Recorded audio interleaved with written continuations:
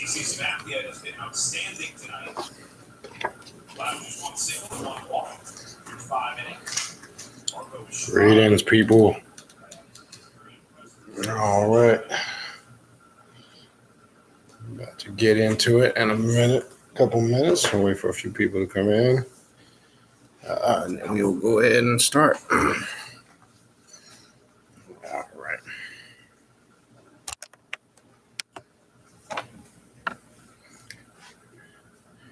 See the topic. All right, so that's kind of what we're going to go in on in a few minutes. Kind of get down to get a little in depth with it. So we're just going to wait a minute or two before we begin.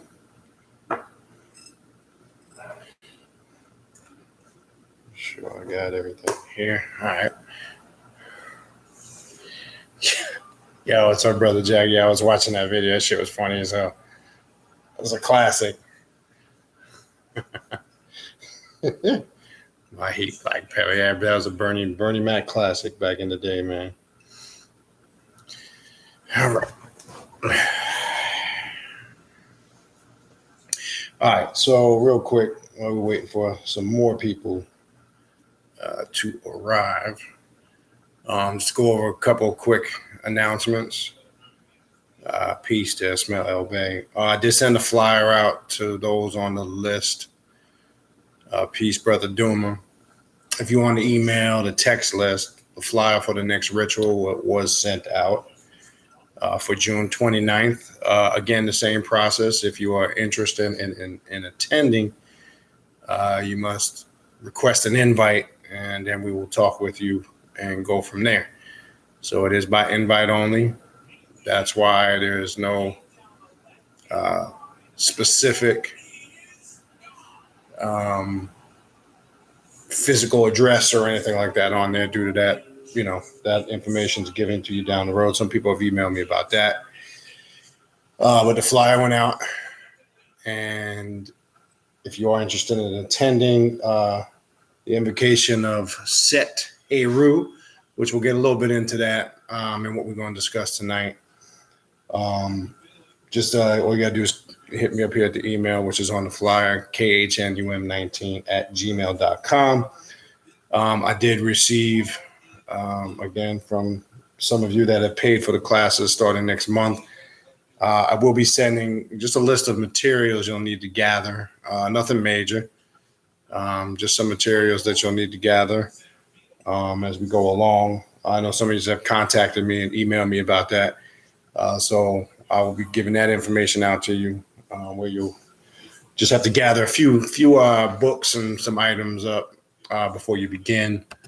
And we get into the classes. Also, if you are interested in spiritual consultations or a reading, just give me 24 to 48 hour notice. So you don't have to email me again how a consultation works. To save that step to remove the middleman is real simple. Lasts up until an hour. Specify if you want a consultation or a reading. Reading is specific. We kind of use, sometimes I use the Egyptian runes. I might use a tarot deck, just depending on what's coming through with the spirits. And we kind of go with whatever's being communicated. That's a reading. You could ask specific questions, focus on a specific area, or it could just be a general reading. A consultation is more of a free for all. You kind of control that. And whatever information comes through on my part, I will communicate that to you. Whatever work comes up that you need to do spiritually on yourself, we'll discuss that, and you'll gather the stuff you need and do that for yourself. So if you do contact me for that, just be specify if you're looking for a reading or a consultation. There's two different things. The charge to do that is $52, and I do that over social media, Google Hangouts platform, Skype as a secondary option. I've even done it over email. So just want to be clear on that. So that's how it works. You don't need to contact me to ask me how it works and how much it costs and how do we do it. That's why I kind of addressed that in the beginning of the videos. I also have that information, contact information for those things now in the description boxes of all the videos. So again, for all the aforementioned, khnum19@gmail.com is the email address. So that's the email address you can contact me at for those things. And again, just read the flyer. What did go out for the ritual? I know some people email me about that.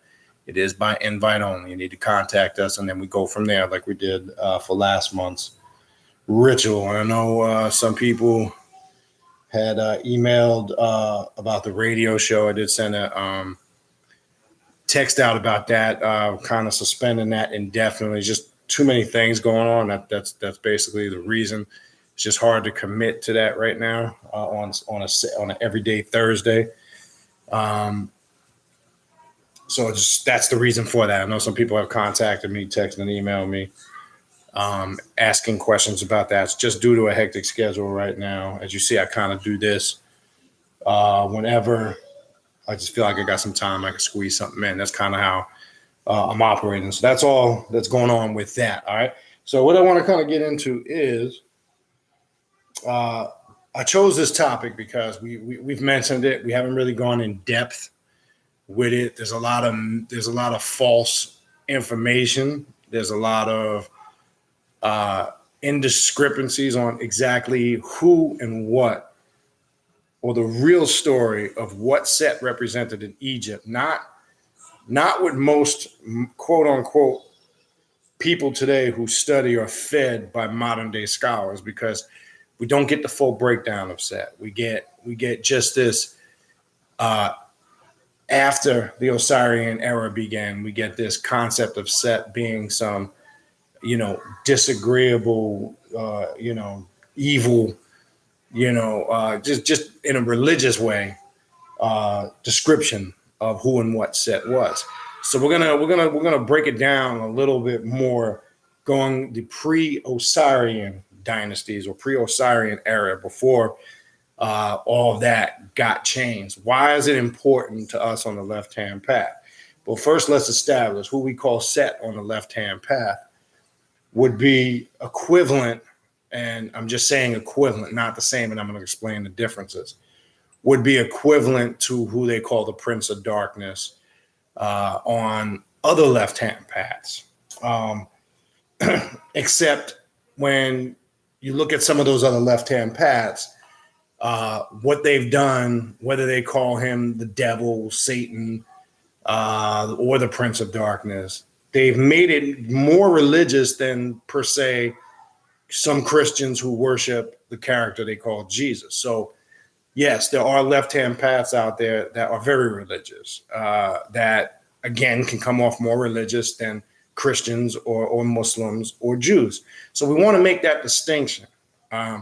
We know, as we've done, or all of us should have done our research up until this point, and understand when we talk about understanding the concepts of ancient Egypt, we know from a scientific aspect, a factual aspect, the concept of Set as the Prince of Darkness on the left-hand path, I want to make sure we're clear on that, makes a whole lot more sense because of what Set represents when you remove the religious connotations, the religious descriptions, the spookiness. And this is why on this path, or if we want to call it dealing with the Egyptian aspect of left-hand path, Set would be the highest deity. And we're going to go into a few of those reasons. Where we're going to first start is in the pyramid text. I'm going to go into the book Set, The Outsider, by Don Webb and Judith Page, which is a book I've mentioned over the course of the last year or so. Recommended people to definitely get that book if you don't have it. This is actually the book, Set the Outsider. You definitely want to get this book if you do not have this book. A lot of good information in there, a lot of good points of reference, areas of research. I'm going to go into an excerpt here. If you have the book and you want to pull it out and follow along, we're on page 50. I always talk about, you hear me mentioning well over the last couple of years, that you really have to go back prior to the 24th dynasty of ancient Egypt to really understand who and what Set is, because most of the information you get today on Set comes after the 24th dynasty, after the Osirian rule came in effect. Set was demonized, and I use that term religiously, by the Osirian cult. What he really represented, which we're going to get into now, which really represented something entirely different, that got completely changed, as I just said a few minutes ago, into him being some type of demonic monster. Okay. So let's go into the pyramid text, pre-Osirian era. And this is stuff, if you don't have the book, you might want to write this stuff down. This will be one of the books you will need for the class. And this will be one of the books you will also need for the class. I'll kind of go in stages. The Oxford Annotated Third Edition of the Bible. That's going to be the Bible you're going to need for the first class if you're taking the class. And the Yusuf Ali translation of the Quran. You're going to need those because of the commentaries. But again, for those that are taking the class, I will email you. And you'll have the list of reference book because you're going to be doing some work out of these books. Research-wise and some ritualistic work out of some of the other books, especially when we get into the last couple of weeks of the class where we start talking about black magic, setting up altars. So we'll go through some of the basics. But anyway, so we're going to be on page 50 here. All right. I'm going to read this section. We find glimpses of the pre-Osirian Set in the pyramid text, which are the earliest literary source for Egyptian religious beliefs. The pyramid texts date from the 5th to 6th dynasties between the years 2340 and 2200 BCE. That's before the Christian era, if you're not familiar with that, and record much earlier beliefs intermixed with the emerging Osiris cult. This combination makes it difficult for modern readers of these ancient beliefs to fully understand them, since there is no clear dividing line between the old and the new beliefs. J. Gwynne Griffin's excellent study of the conflict of Horus and Set, which we're going to get into in a minute, as recorded in the pyramid text, sheds much needed light on this difficulty, while also providing a background demarcation between the older beliefs and the newer Osirian beliefs. And that's why I was saying a minute ago, this is where the confusion comes in. All right. But we're going to clarify some of this, because by the time this is over, you'll really understand who and what Set was in ancient Egypt and what he really represented and what he really represents to an individual on the left-hand path who practices black magic. All right. The Egyptians themselves seem to prefer a seamless hole in the text, as they knew when and where the Osirian beliefs have been incorporated into the body of the older spells, or utterances as they are sometimes called. The oldest text presents us with compelling evidence that Horus and Set originally had nothing to do with Osiris. I know that might sound new to some people, but let's continue. And that Osiris himself does not figure greatly in the earliest text. The first texts appear in the pyramids of Wenes and Teti around the years 2375 to 2023 BCE, while the texts in the pyramids of Pepi I, Merenre, and Pepi II between 2321 and 2184 BCE show evidence of the growing influence of the Osiris cult. So this is going to lead us up to and show how the description we get of Set today now, how it changed, why it changed, and how it was affected. You're getting some of that history. It's important. I know sometimes history can be a little bit boring, but it's important to understand this because, one, not just so you can go rattle this off and impress somebody, but it's also so you can reprogram your subconscious mind, and this information gets stamped in the subconscious.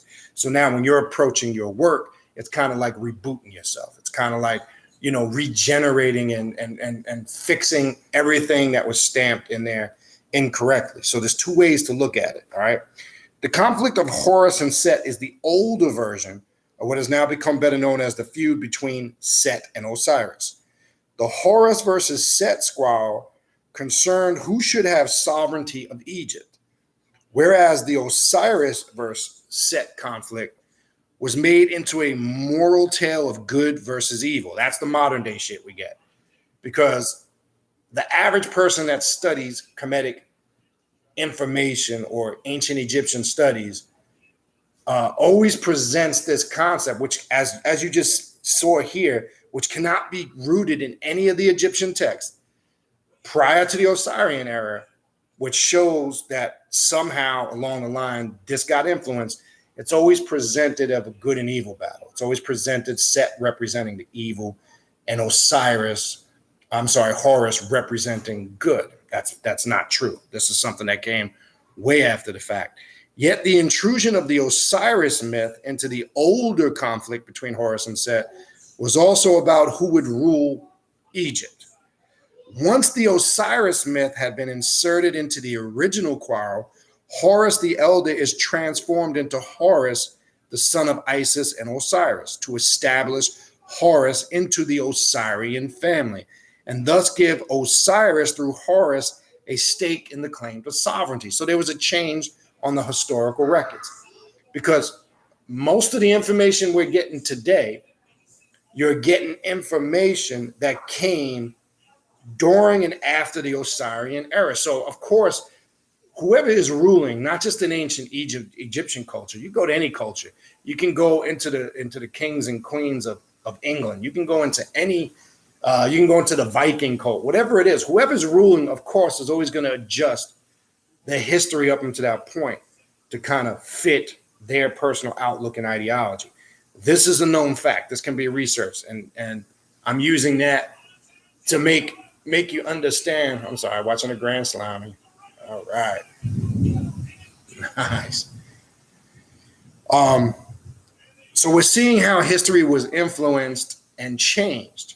See, nobody talks about this because, again, the average person you run into that studies ancient Egypt will present the surface story of Osiris and Set. This is important for us to understand on this path. When you're working left-hand path philosophy and spirituality, Set, we say Set represents the highest deity. And I'm not saying highest because if you're having that vertical mindset of thinking, if I'm saying the highest and you're thinking most high, spook God in the sky, then you got to fix that in your mind. That's not what we mean when we say the highest deity. We mean the highest as far as important in doing spiritual work. As far as power, there is no more power, no more powerful deity in ancient Egypt than Set. And we're going to show you that, not just making that claim. One aspect, which we haven't even gotten to the Apep aspect, I'll get into that in a few minutes. But it's very important for us who work this path to understand it. All right.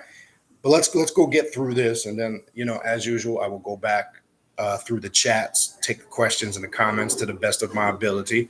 I'll try to get through most of them. I usually do. All right. So now we're ready. We've already got a picture painted prior. We went to the 4th and 5th dynasties long before the Osirian era. We see how it changed from them. We saw how Osiris was kind of inserted in there, not even recorded in the original conflict. Why most people don't talk about this, I don't know. So they must have an agenda, okay? An agenda in the sense that we're still trying to push this good and evil thing, right? Even though we say we have left religion, we say we're not, dealing with Christianity, Islam, or Judaism, but you have some people who claim to be conscious in other spiritual circles. They're still using that same methodology and concept, and they're not even really aware of it. All right. And that's what we're trying to eliminate here. Because in essence, when we're done here, you're going to see it has nothing to do with any of that. All right. Okay. Then it goes on to say, in essence, Horus represented the northern half of the country. That is Lower Egypt, while Set represented the southern or upper Egyptian half. Even here, the situation is not as black and white as it might initially appear. Set had centers of worship and support in the north. For example, Avaris in the eastern delta and the elder Horus had long established centers in the south, like Hierakonpolis, or also known as Nekhen, We are told in the stories about this conflict that Geb, Ra, or the Enod of Heliopolis, depending on which version of the myth is consulted, divided the country between the two, giving Horus the north and Set the south. Yet after the decision had been reached, the adjudicating powers decided that Horus, now who are these powers? We're going to get into that in a minute, have the entire country as the rightful heir of the slain Osiris, the supposed first king of Egypt. Herein is where the Osiris myth and cult began its intrusive usurpation of the older conflict, not only in the religious sphere, but also in the political reality of the country.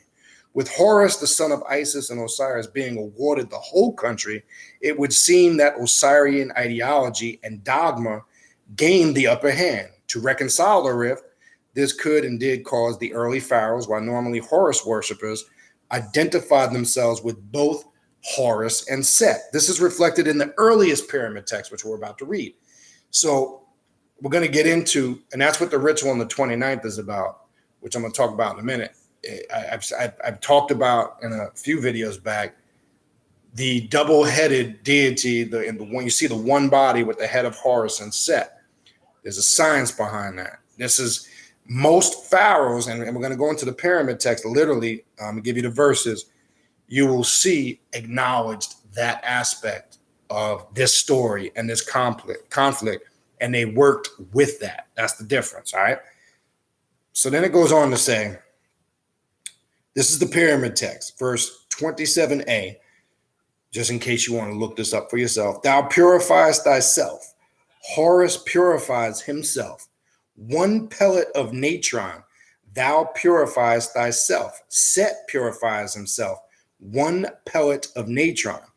Then in verse 141d, so shalt thou see those who are in this palace, that is Horus and Set. In verse 390b, Horus and Set lay hold of the arm of the king. They take him to the duat. Verse 518b, the doors, and they're blank here, are open to Horus. The double doors of the Shabbat bushes are open to Set.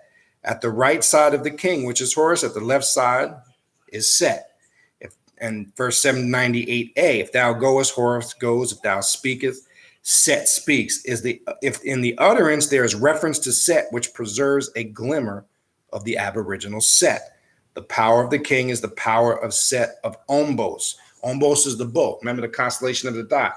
They also refer to Set as the bull of Ombos, right? The next verse, 1145b, the power of the king is the power of Set of Ombos, finally in. Horus carries the king, Set lifts him up. What's the point of reading that? All right, so I just gave you several verses, right? You see how they're interconnected. And this is in the pyramid text that predates the Osirian era. They were never separated. This whole concept of Horus being good, Set, being evil is mythology that was, again, altered just like they did in religious history and how cultures did. And when certain people got their hands on text, just like, they did during the Nicene Council, they took, the books of the Bible and they decided which ones they were going to accept, which ones they were going to refuse, just how they inserted the Trinity in the first letter of John, chapter 5, verse 7, which most people don't understand is not even in the original text. That was something that was put in after the Nicene Council. You can't find the concept of the Trinity in the original manuscript of the first letter of John, not the Gospel of John, the first letter of John. I'm bringing that up only on how it connects to this, how easy men through history have been able to alter documents and where this is a reality, this happens. And they did this to the whole Set and Horus story and twisted it. You understand? And we're going to get more in depth to what it really symbolizes. Now, when we look at this story, the adept looks at the Set Osiris and the Set Horus conflict of the adept rising up and destroying his lower self. It is actually the Horus side or the Heru side of your nature that keeps you limited, that doesn't give you the ability to obtain your true state of immortality. It's because Horus represents the conformist side of your nature, the follower side of your nature, to play it safe, to do things in accord with what everybody else is doing, to follow the established written rules, laws, and regulation, to follow, what they call established religions, meaning religions that have all those restrictions and rules. That's the Horus aspect, because when you look at what the Horus cult and the Osirian cult did, they were trying to unify ancient Egypt under that one spiritual banner. And the Setian cult refused to conform to that. And basically, this is when you read, and now I'm going near the 24th dynasty. Now you'll find out at that point, that's when the disagreements broke out, because it sounds very familiar when you look at what happened in our country or on our planet, right? From how it affected the West and the East during the Crusades. You were basically forced to come under one banner. And if you didn't, war broke out. Well, this same thing happened here. The cult of Set refused to conform. They basically, and see, this is what people don't read when they study the history. They basically said they did not want to, they understood what the followers of Horus were doing via the Osirian cult, but they did not want to get down with that program. They wanted to stay independent. They wanted to stay free of that conformity and that restriction. So because of them exercising their right to stay free and sovereign and independent of that, they didn't take too well to that. And this is now where the stories get adjusted, and Set is now demonized from that 24th dynasty on and portrayed as some, destructive monster, only because he decided, or the Set cult decided they did not want to conform. See, and you can go, and again, what I'm telling you, don't take it for face value. Research this for yourself. But we'll get into that a little bit more. So you can go again, look that up in the pyramid text. All right. Now let's get into the dual identification, which I was just talking about. The dual identification was a symbolic representation that the early kings ruled over the two lands, both north and south. It was also probably a peacekeeping gesture that unfortunately did not always work well, as we shall see. But this dual identification had another purpose. Here's the important part. Pay attention to this. It symbolized the help both Horus and Set rendered to the king's psycho-spiritual elements after death, right? It represents the dual nature of the Black Adept. We're going to get into that in a little bit. The pre-Osirian Horus and Set were sky and stellar Neteru, respectively, with Set representing the oldest beliefs in earliest Egypt. Before we discuss Set's earlier role, we will consider the partnership of Horus and Set. Horus names means he on high, and this is why people spook out with that Jesus shit, referring to the sky, and perhaps more specifically the daytime sky. Symbolically, he can be seen as the light of day to Set's 9 stars, both personified a fact of nature, daylight and night darkness, without any mortal doctrines initially attached. This pairing also very likely reflected the fusion of the beliefs of the northern people with the beliefs of those of the south. The Egyptians depicted the two as guides for the dead king's soul. And in the opening of the mouth ceremony, you also have to remember, also is very important to remember, Set was that high deity that guided the soul of the individual in the underworld prior to what we know now on the surface. We're going to get to that in a little bit. All right. All right. The Egyptians depicted, we get into that for the king's soul, beliefs of the south. As the divine pair who provided and held the ladder which enabled the royal soul to ascend to heaven. In the pyramid text, from the tomb of Pepi I, line 192, the deceased is made to say, stand up ladder of Set, stand up ladder of Horus, which was made for Osiris, that he may ascend up into heaven and do service of courtier to Re. Yet there was an even earlier stratum of belief where Set alone provided the guidance for the dead ruler's soul into the afterlife. And that's what I was just talking about. This is recorded in the pyramid text. Nobody talks about this, okay? Set was at that point in time in history was looked at as that individual archetype or deity that connected the individual from this realm to the realm of eternal life. Okay.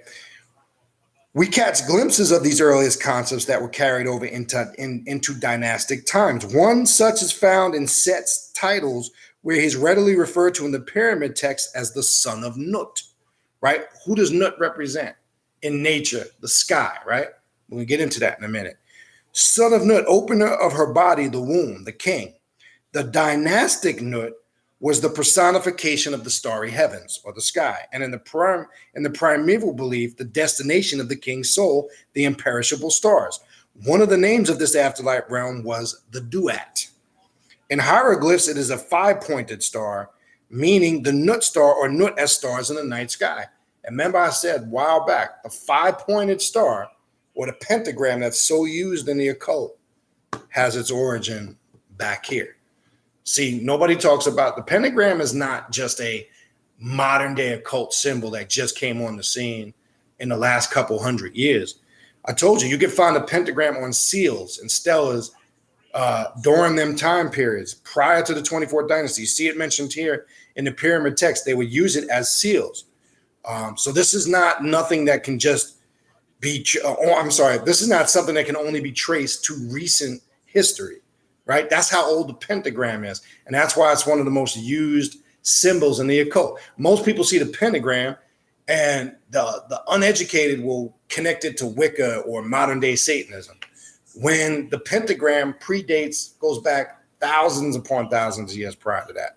You understand? So we'll get into that in a minute. All right.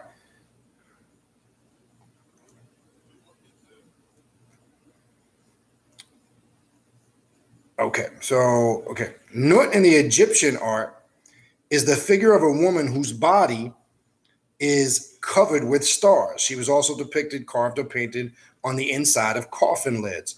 Her arched body covering the deceased, her open arms welcoming the dead into her realm. The Nut star with a circle meant the Duat or afterlife world. Another name for the other world was Amenti, which means hidden land. The evidence from the pyramid text indicates that the earliest beliefs held that the soul returned to the stars after the death of the body, reflecting the early Egyptians' worship of the stellar goddess and their belief in a stellar afterlife. Set as the son of this stellar Nut was the psychopomp of the ruler's soul into the mother's starry heaven.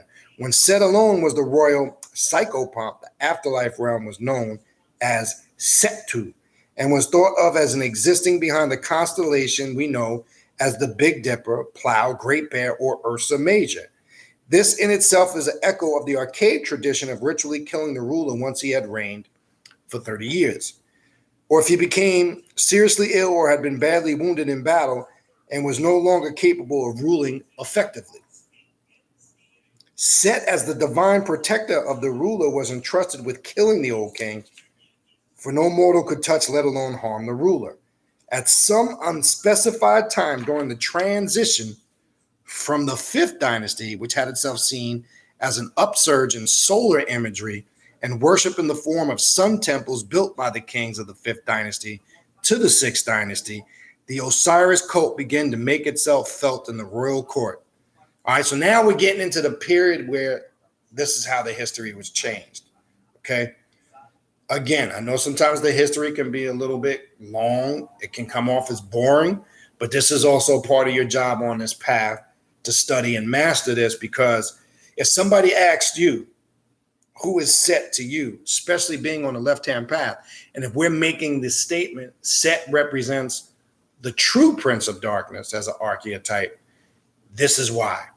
There's no more powerful archetype than what we're going through here, which is very important to understand, and how that plays an important role in the psyche of the adept of the black arts. How that plays an important role, because Set connects you, as you see, the bridge to all of these things.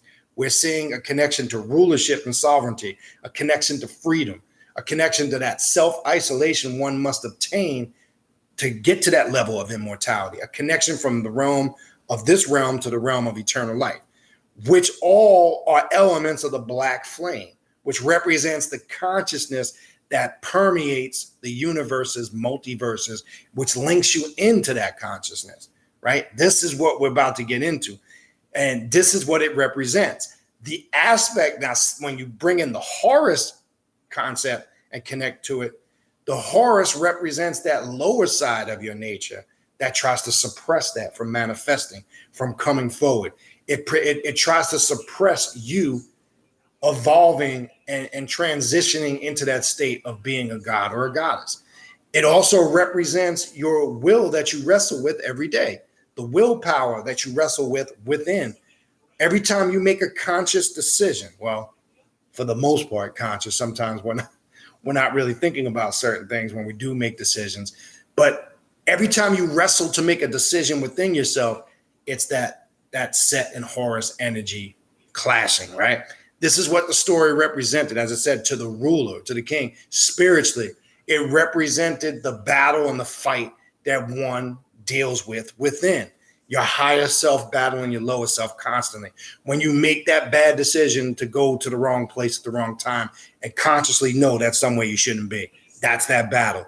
When you make that conscious decision and you're struggling, should I spend this money? Whether it's on something materialistic or you're struggling to balance money and discipline your spending, you're facing that battle that we're talking about. When you are faced with a tough decision to maybe cut off a relationship, not just male, female, a friend, whatever it is, you have to make it based on those principles. But it always goes back to that conflict or battle. But in that process, if you're able to overcome in the sense of making the wise decisions for you, even though on the outside it may not look as the wise or correct decision for the other individual that might be looking at it from an outside perspective. But remember, the one who's tapped into the isolated consciousness is not concerned about that, because the struggle the Black adept faces is evaluating themselves. You got to separate yourself from the equation in the sense what applies to you, you might have to understand does not apply to the next person all the time. So this is what I always mean when you go back and I say you can't be worried about what people think. And you got to even go back to the story where Set refused to get down with the clique. You understand? Because the whole story represents retaining your individuality, but still being connected to the conscious collective. That's hard for some people to fathom. We have to, what makes us unique, we have to be able to retain our individuality, but be able to tap into the collective conscious. How does one do that? But yet retaining their unique separateness. Because as I said, remember on this path, we're not trying to merge and become one with anything. You understand? That's bullshit. That's all that mythological right-hand path, fluffy philosophy. You're trying to obtain as much power, wisdom, and knowledge and be unique in the sense that you stand separate in a mindset of immortality, right? We were talking about in the vampire information, it talks about the first and the second death. Well, that's overcoming the first death, understanding that you will not conform. And the first death is talking about a mental death. If you can overcome that first death, which is a mental death, from what? From being systematically, mentally indoctrinated and controlled. That's what it means when you're reading in the vampire information, where it talks about being able to overcome the first death. All those things that hold you back mentally, that prevent you from seeing who and what you are, from preventing you from going towards those levels of immortality. That's overcoming the first death. One must be able to do that, and Set is a key element in being able to obtain that, okay? All right, I'm almost done here. I'm going to go back through the chat. Just bear with me. You know my methodology. All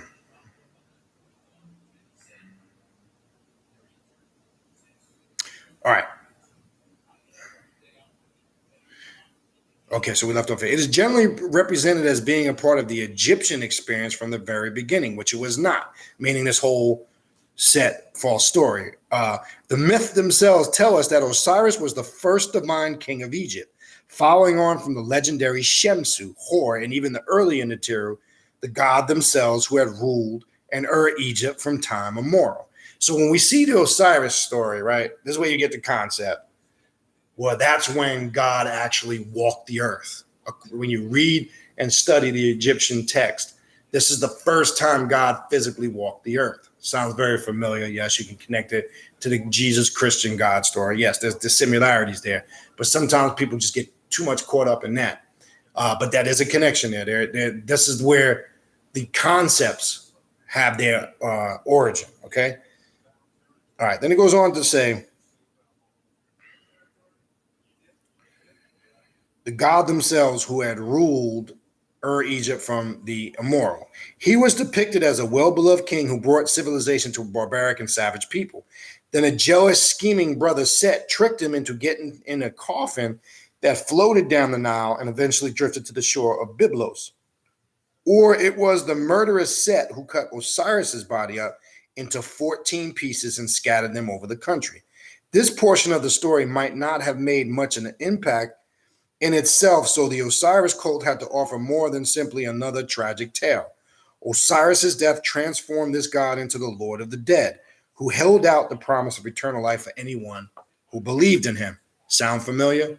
If you believe in Jesus, you will have everlasting life, right? Pay attention, because you're going to see the symbolicism and the origins of a lot of the belief systems. See, I don't get caught up in the bullshit where people, Horus was Jesus. All right, that's great. What you really need to focus on is, where did Christianity get the origin of their belief systems, right? Because in religion, most people blindly accept beliefs without any facts or proof. So they're going based on whatever was fed to them.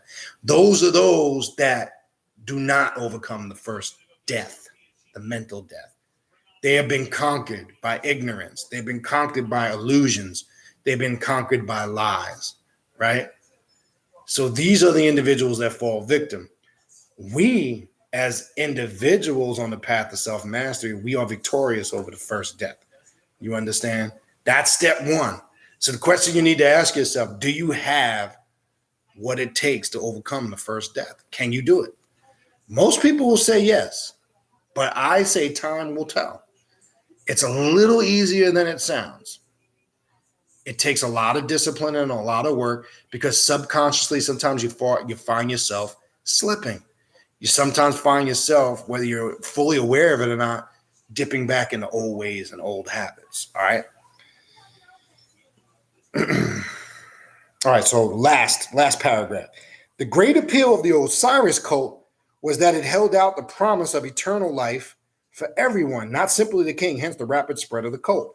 The priest of Osiris, who must have been very enterprising souls, gained such an influence at court with the tale of their dead god who would grant eternal life to all believers. Sound familiar? This is the same concept that Christianity uses to keep their followers mentally enslaved.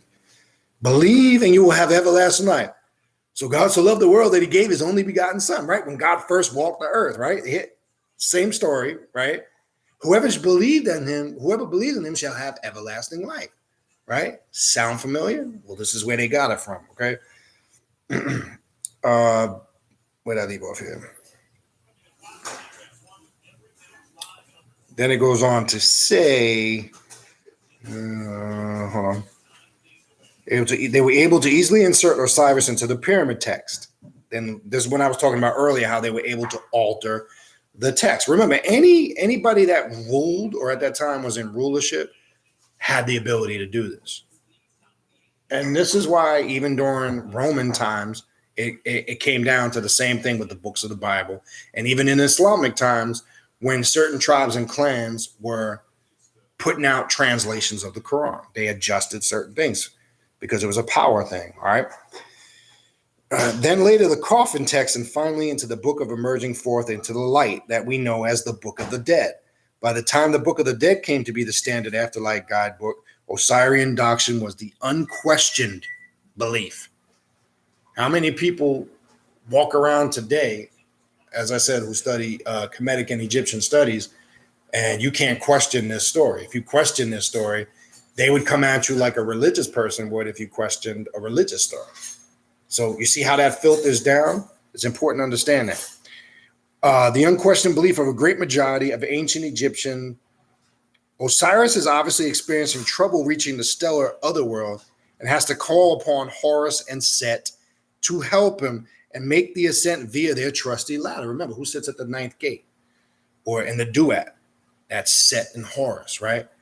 That's the key gate in order to get through all 12, right? And this is the kind of reason why I'm going in this sequence the last few weeks. This is more evidence that Horus and Set were the divine psychopomp for the king's soul. So the individual knew, the individual that was spiritually inclined knew the importance of what they both represented prior to all this bullshit that we've gotten in the recent, okay? Once the Osiris cult gained the ascendancy, the Horus Set psychopomp were dispensed with. The cult had other plans for both Heru-Ur, or Horus the Elder, was transformed into Horus the Child, the son of Isis and Osiris. And this is this is your Trinity story. And Set was made to play the part of the murdering brother, right? This is also where they get the Cain and Abel story from in the Bible, the two warring brothers, right? The vital rule of the Osiris cult was that he had to be killed and someone would be held accountable for the dead. Since Set's original role had been usurped and he could not be made to simply disappear, it was decided that he would fill the role of murderer. Okay. So that is kind of, hopefully gives you a little bit of the history, correct history. Okay. That was just fixing some of the false information. And again, I'm not telling you to take for granted or take for face value anything I've said. Do that research for yourself. I don't want you to believe it because I just told you to. I want you to find out for yourself. And then when you run, the reason why it's important for us to know this, because remember, on this path, we're able to teach and educate everybody, okay? I don't care if you're a Christian, a Muslim, a Jew, a Buddhist, a left-hand path practitioner. A real God and a goddess can hold an intelligent conversation in any of them circles. And I'm not saying do it combative. I'm not saying, go find somebody and attack them, because that's not teaching somebody. That's not helping them learn. Now, whether they disagree with you or not is irrelevant. The point is you plant that seed and you just keep it moving. But we carry ourselves with grace and dignity, but we're able to stand in any intellectual circle, right? And have that intelligent conversation. This is how. And remember, you do that by setting the example. See, we don't take on the childish mentality. We're not looking for victims, even though we have that ability if we wanted to go smash somebody upside the head with Christianity. But you can correct that. There's a way to do it where you can still be able to dispel the lies, but there's a way to do it. Now, by all means, I'm not saying if you're unrightfully, attacked, by all means, you do what you need be, but there is a way to go about doing it. All right. And then the last thing real quick, and then I'm going to go into the chat. I want to now that we've established that, let's get the real basic meaning or the generalization of what Set really represents. All right. And this is very important. All right. I'm going to go into, again, I had this out a few weeks ago. This is, again, by George Hart. I recommend, if you don't have this book, get this book, A Dictionary of Egyptian Gods and Goddesses. It's a really good book. Let's take the definition of Set, all right? The god of chaotic forces who commands both veneration and hostility, okay? The complicated character of Set is not solved by an acceptable etymology of his name, rendered in hieroglyphics as Setek, Setesh, Suti, or Sutek. The creature of Set probably, now here's the other mystery. Nobody really knows what animal that represents. When you see the deific animal mask of Set, nobody really knows what it is. To this day, there's still theories. We're going to talk a little bit about that. The creature of Set, probably an heraldic composite animal, is a quadruped with a gently curving muzzle, two appendages jutting out from the top of his head, an erect tail terminating in a short bifurcation. It appears in the mace head of the king scorpion at the end of the pre-dynastic area. The god himself can take the complete form of this creature or be shown in human form, but with the animal's head. An early tradition of the violence associated with Set is in the emphasis that his birth in Upper Egypt, he tore himself savagely from his mother Nut. That's symbolic because what that represents is isolation, right? It says he ripped himself from the womb of his mother. Is this talking literally? No, it's not talking literally.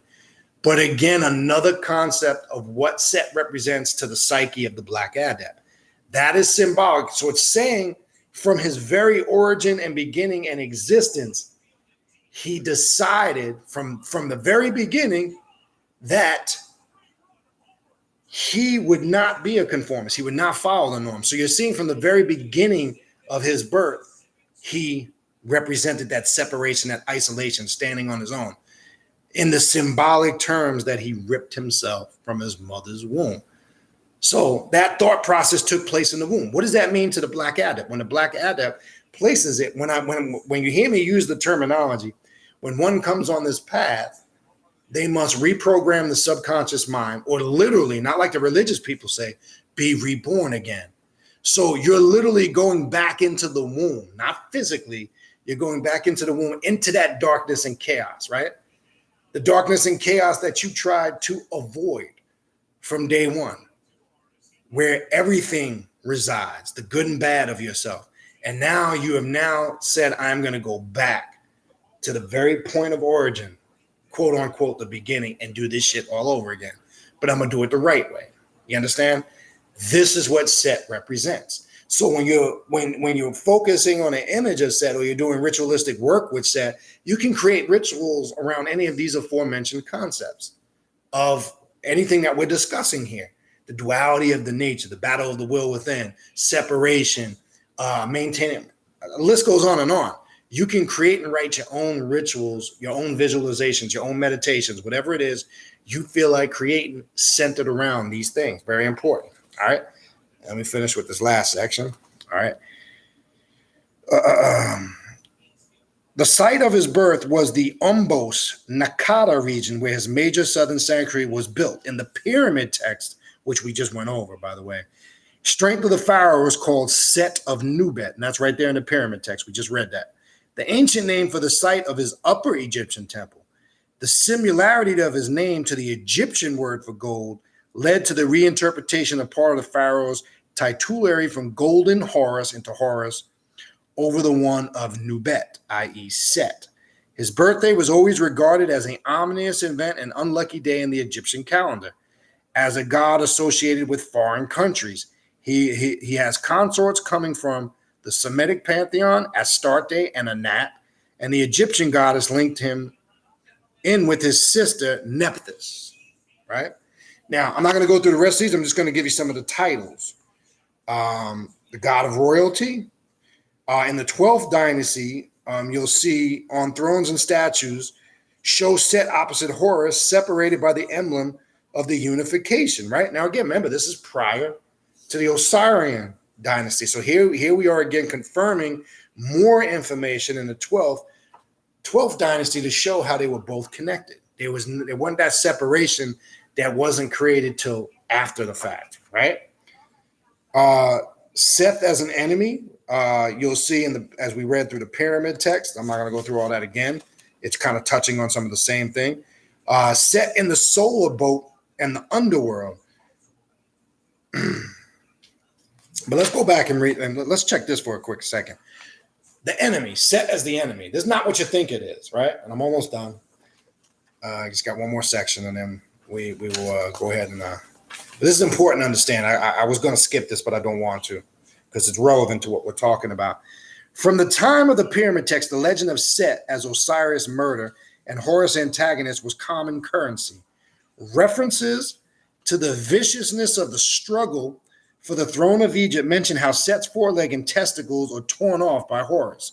The god is condemned to carry Osiris on his shoulders, and eternally the heads of Set's followers are offered to the king. However, in the papyrus documented the culmination of the contest between Horus and Set, it is clear that initially Set has very powerful supporters. So again, we're getting another viewpoint that this story wasn't the way it was changed to be that we know it on the surface. The sun god prefers the claim of Set because Set is the elder.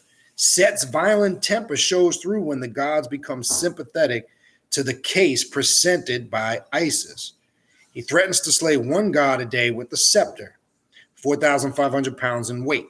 If the goddess is not barred from the proceedings, eventually Set loses his right to the throne of Egypt, but remains in favor with the sun god. For Set the killer, see Osiris for the details. Because of the upheaval and confusion Set can cause, he was identified by the Greeks with the rebel god Typhoon. And that's where you get the title Set Typhoon. There's a whole system of spiritual magic called Typhoonian magic, right? Which deals with that aspect of Set, the violent, aggressive, powerful, fierce, powerful aspect of Set. That's where that comes from, okay? Now, here's an important thing to understand. When I was talking about how he was prior to Osiris, one of the looked at deity in the underworld, right? After the tribunal of gods awarded the throne of Egypt to Horus, the sun god Re announced that Set would live with him as his son to speak out as the thunder from the sky.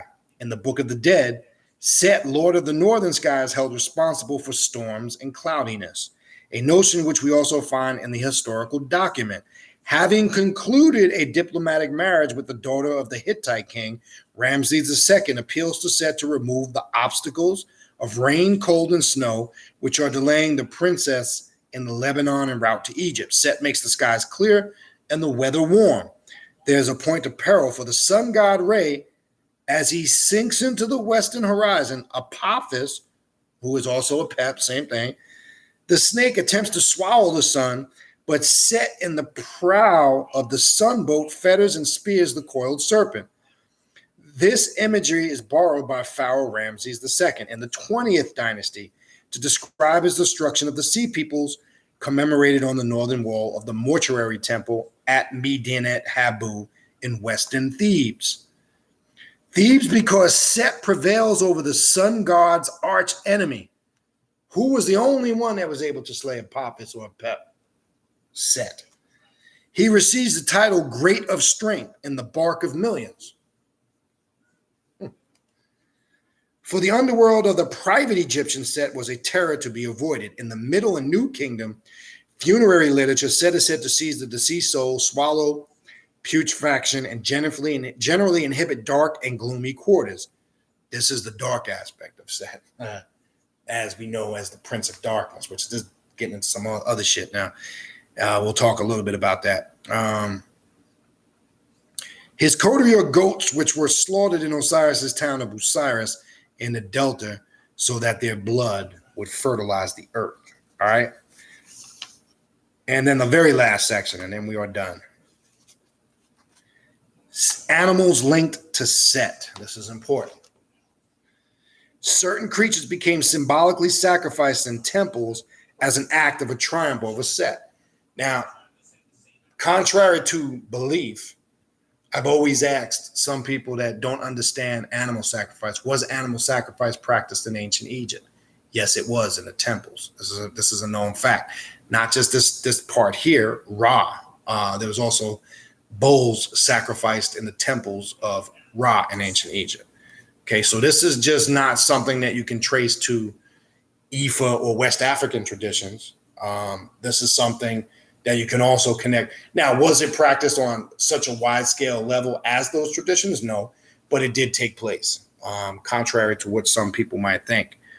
All right, so one such animal, the desert oryx, is frequently represented with the pharaoh about to cut its throat. In the earliest literature, the red ox, standing for Seth, is offered up as a sacrifice. Conversely, the pig becomes an abomination, not admitted as part of the sacrificial ritual in the cult of Horus. In the Book of the Dead, the sun god instructs Horus to look at the black boar, which equals Seth, which causes such a violent sensation in the god that he loses consciousness. The pig remained taboo in his cult from that time on. So not just because the pig is not something you should eat because of trichinosis and the poisons it can put in your body.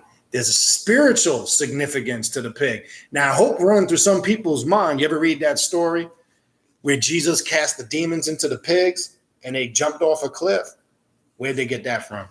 They got that shit from right here too. Ever just ask yourself why? So what's that story really about?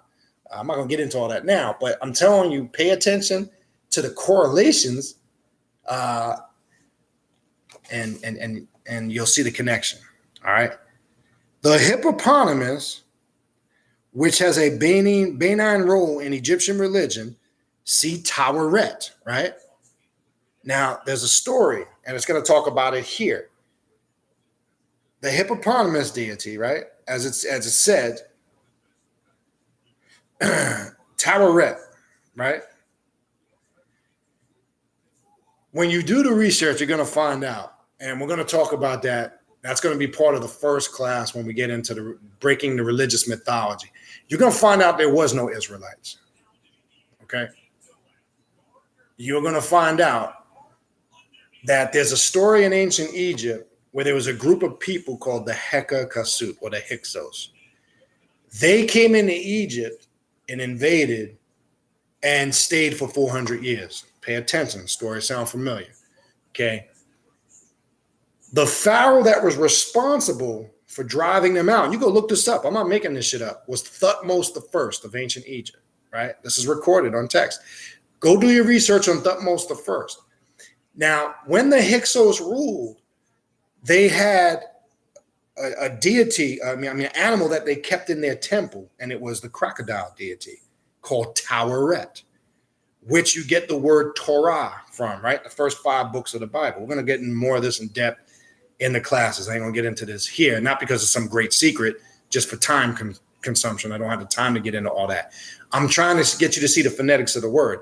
That's where the origin of the word Torah comes from. Because these Hyksos that were driven out, then it's, as the story goes, Thutmose I drove them out of ancient Egypt. Sounds very similar to the Egyptian story and the Israelite story. And that's why I said to get the 3rd edition for that first class we do, you're going to need the Oxford Annotated Bible 3rd edition, because the commentary, there's religious scholars that are going to support. I'm talking about evangelist, European Christian scholars that are going to support this story. They're going to show you in their research that there's really no historical evidence that there was ever any Israelite people in ancient Egypt, because it's not on no Egyptian records. You cannot produce one Egyptian record that shows that there were anybody called Israelites that resided in Egypt for 400 years. Can't be done. So where does this story come from is the next question. It's just, again, as they steal and take everything else, they just adjust paragraph here. So Taweret can be a destructive phenomenon, leaving in its wake upturned papyrus skiffs and old stalks of barley. As such a set has to be slaughtered, the royal hippopotamus hunt, symbolizing the victory of Horus over Set, is found already occurring in the first dynasty. Mastaba tombs of courtiers in the Old Kingdom used the theme of hunting hippopotamuses on their walls to recreate life, for the deceased would have remembered it. But even with this depiction of a sport, there would still be Setian undertones on the walls of Edfu temple. So they're saying that this story can't be, this whole Horus modern day story of it is bullshit. On the walls of Edfu, the temple, the priest had Set's annihilation as a hippopotamus carved and would symbolically eat a hippopotamus cake to leave no doubt of his non-existence. Other symbols of Set include the crocodile, into which the god had been transformed by Geb. After the murder of Osiris from the last centuries, the Egyptian civilization, the papyrus, Jumulhak gives an archaeological myth on how the panther received its markings. Anubis branded Set, who had changed into a panther. What color is the panther? Black, right? Now, I want to get into the Black Panther movie and its real connection to Set. And the reason why I said people didn't really know what that symbolized, but reason why I brought that up and nobody was able really to give me an answer. The panther, the Black Panther, is an attribute that's closely affiliated with the god Set. Is that a coincidence? Now, maybe you would have to ask the writer who wrote the story if he connected any semblance. But if you look at quote unquote, there's a connection there. But that's getting into something else too. Okay, Set, who changed into a panther with iron from the Middle Kingdom, a creature called the Hu, is also a manifestation of Set. It is a braying donkey. Now, this is also conglomerations of his mask, if you're really paying attention. And this is why they can't really tell what it represents, because it's so dynamic, it's so diverse that you really can't pinpoint and give it one specific definition. All right. From the Middle Kingdom, a creature called the Hu is a manifestation of Set, is braying donkey on a snake with the ass's head. In Potomac hieroglyphs, the donkey is shown as killed by a knife in its back. The ritual of strangling a goose is also taken to the symbol of Set's destruction. A master butcher called Kenmu, living in the Pyramid Age, has some mysterious phrases among his titles which seem to refer to this rite when he describes himself as opening the darkness by throttling the desert bird. All right. And this will be a book you will need for the class too. Egyptian Gods and Goddesses by George Hart. The Book of Set. You also need this. And again, I'll get the list out to people. I know people have contacted me. By Don Webb and Judith Page. Set the Outsider. Gives you many historical references, things that you can research on your own and come to the conclusion for yourself. Not because I told you or not because somebody else is trying to convince you.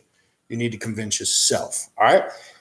So, all right. I know that took a little longer. I didn't think it was going to take me that long to get through that material, but it had to be done because I hope now people, and I'm going to go through your questions and your comments in a minute. Just take a quick water break here. I hope now you got a better grasp, and I'm sure there's going to be some questions in there wanting to have some things answered and clarified. I'll do my best. But the story is not what it's portrayed to be. You have to really, and again, it just amazes me how many people say they study ancient Egyptian history, quote unquote, but they don't really have a good thorough understanding of it.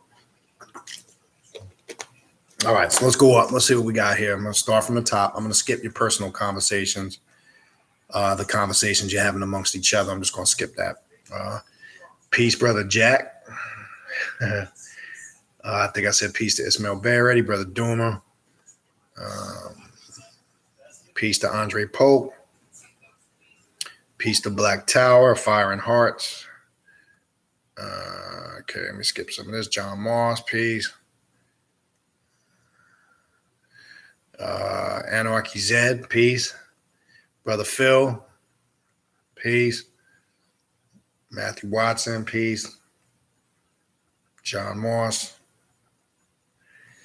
So John Moss types in good. Yeah, start gathering your books. I mean, get them at your pace and get wherever, your intuition, whatever sparks your interest. Black Tower, I've often wondered if this is a hidden mystery. Yeah, the Set Osiris story is very much a hidden mystery in the sense that it's not conveyed correctly. I think there's powers that be that hide the true meaning of what it really represents. That's the mystery of it, because when we say on this path and we liken it to the principles of Tahuti, there's no such thing as good and bad. When people who claim to be spiritual and conscious still create that division that there's good and there's bad and create that good and evil, we're back to square one again, religious belief. We're back again to mythological spookisms. And we don't deal with that on this path. So it's a mystery and it's hidden in that sense because they're not given the full breakdown. We see in the ritual that we're getting ready to do on June 29th, and again, I did send the fly out to those on the list, is going to represent a lot of the things that we just talked about. You will come in that ritual, you will come face to face with who and what you really are. The reality in that ritual will come to the surface, not of who you think you are. All the false illusions, concepts, a lot of that stuff is cleared up in the subconscious mind after we do that ritual on the 29th. A lot of things are made clear. So the Black Adept embraces both aspects of these archetypes. We don't separate them. We don't look as one Set, how it's portrayed nowadays as being something to be avoided altogether, as something negative. No, we look at that as the powerful side of our spirituality and our nature. Again, the isolator, the one who separates. And you got to go back, like I said, he ripped himself from his mother's womb. From the very beginning, he was God. He didn't want to conform to nothing or anything or no one. Okay. What does this mean symbolically to the Black Adept? That's the mindset the Black Adept takes on. Whereas Heru provides a different side. That's where some of the discipline comes from. You need a certain level, and I want to say this the right way so it's not misinterpreted. You need a certain level of discipline, right? You can't be all over the place, but that discipline should be created by you. Some of that energy is absorbed by working with that energy of Heru. So you got to have both. You can't separate the two. They're not separated as it's gotten in modern day times. All right. The Black Tower types in. I think it's funny. Horus as the hawk, right? And one of his titles is the Hawk-Faced Lord, was shown behind the head, while Set was wholly independent, full figured. And and then that's good. You see the symbolism in that. Remember, we're always, anytime on this path, when we see images, symbols, we're always looking for how that symbolism is communicating to our subconscious mind, because it takes on a meaning. When we're able to look at something like that and come to our own conclusion, it also identifies to us where we are in our spiritual path and how we're perceiving things. And I'm sure we can get a multitude of perceptions from those images. But it's a good thing as an adept, you can draw those conclusions for yourself. Nobody's telling you that. Okay. Anarchy Zed types in, bro, you talk about how easy it's been for those in power to transition their religious stories. And you were right. Why do you think Egyptians were so accepting of Christianity? Yeah, that's a good point. Like I say, man, look, if you this is the history, and that story repeats itself. At the end of the day, it's always been about power and rule. And look how it's funny how Christians will walk around as these peace-loving, do-gooders, and they're right. Christianity has probably shed more blood, death, and destruction through war and violence on this planet than any other religion. But nobody talks about that. Nobody talks about the horrific horrors of the Catholic Church, the witch hunts, the crusades, and the wars that were started, quote unquote, all in the name of God, right? Peace, love, right? But in order to obtain that godly love, a lot of death and violence was carried out. You should study the history of the Crusades during medieval times, because it really tells you, one, how our political system evolved. It shows you the way of thinking of a lot of people in the West, not even in the West, the East, because the fanaticism from some of the Islamic crusaders is garnered from that. But yes, it just goes to show you how easy it is to adjust these stories, all in the name of power. And all of them adjust it because when they adjust it to suit how they, quote unquote, want people to see it, that gives them a right to attack and kill. Because I'm using the story of Jerusalem, right? All three monotheistic religions believed that they had the right to the holy city, right? That's what the Crusades were about, right? The Jews believed that, they were first, so it was theirs, right? The Christians believed that they were, following the will of the Messiah and what God sent his son, and they were the rightful heirs. Then you have the Muslims who thought Muhammad was the last seal of the prophets, and because he was the last and seal of the prophets, that they had the right. That bullshit still goes on today.